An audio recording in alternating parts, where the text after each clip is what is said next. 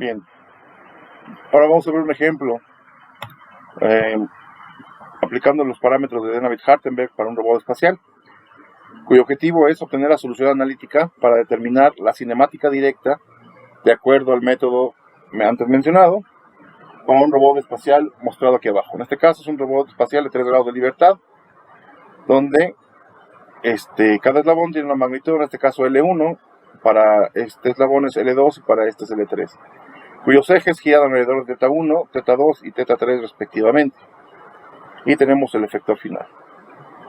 Entonces recuerden que al final de cuentas lo que queremos encontrar son los puntos cartesianos, o los componentes cartesianos de este punto P del efector final con respecto al origen.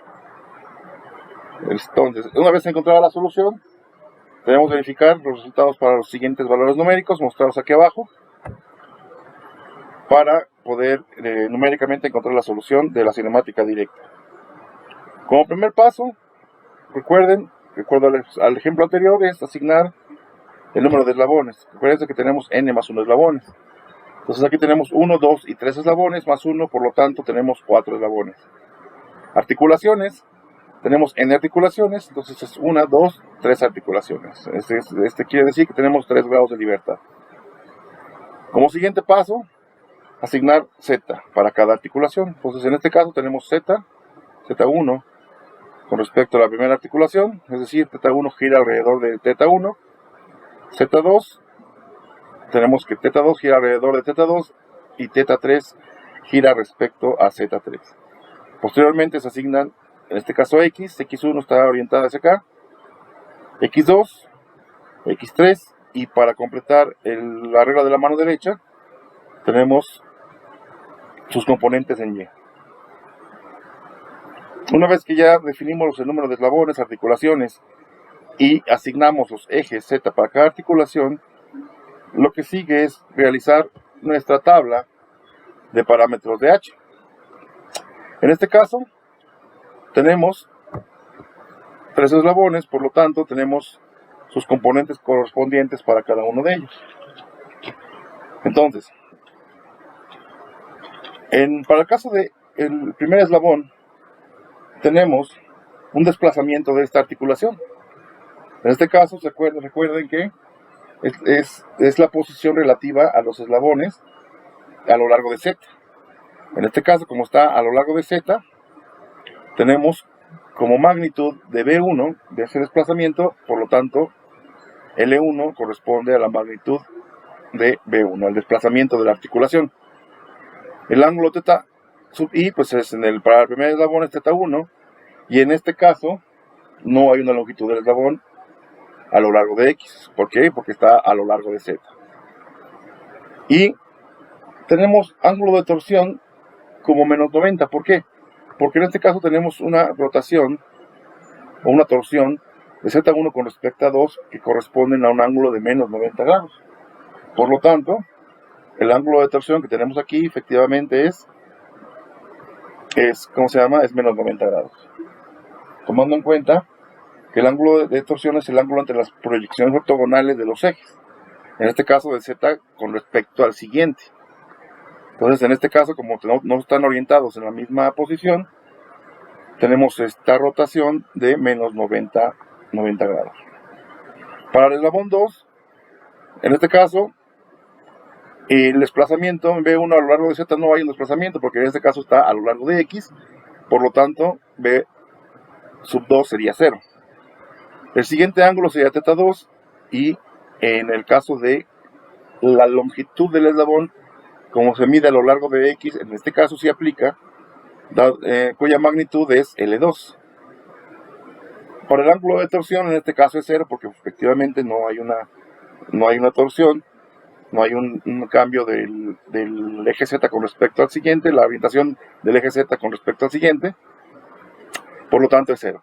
Para el siguiente eslabón, tampoco hay un desplazamiento en la articulación, el ángulo es θ3, la magnitud del desplazamiento del eslabón es L3 y por lo tanto tampoco hay torsión. Por lo tanto, A sub 3 sería 0.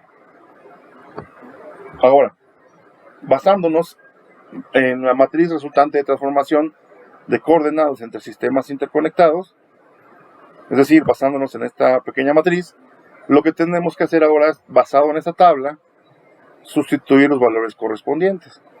En este caso, los valores numéricos que tenemos que sustituir, pues realmente sería solamente el de el ángulo de torsión.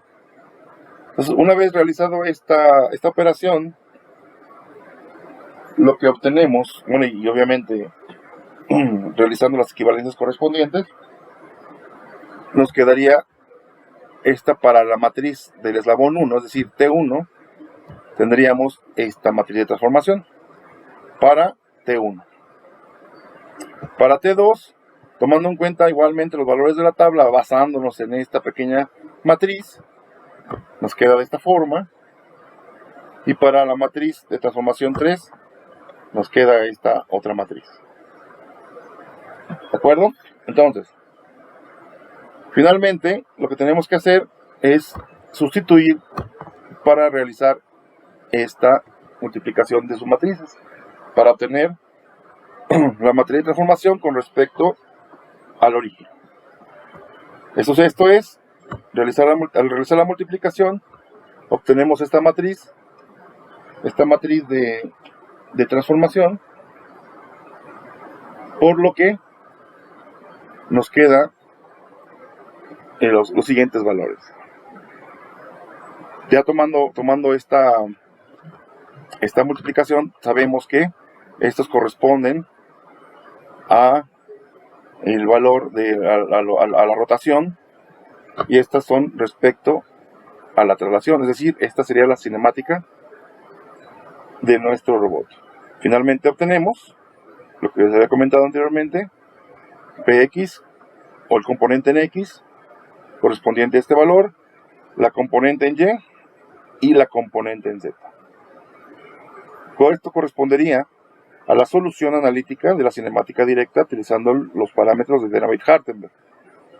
Ahora, sustituyendo los valores dados, se obtiene, sustituyendo los valores tanto del ángulo como de las magnitudes de los eslabones, se obtiene que para Px un valor de 5.1670, para Py un valor de 2.9832 y para Pz un valor de menos 2.4290 metros.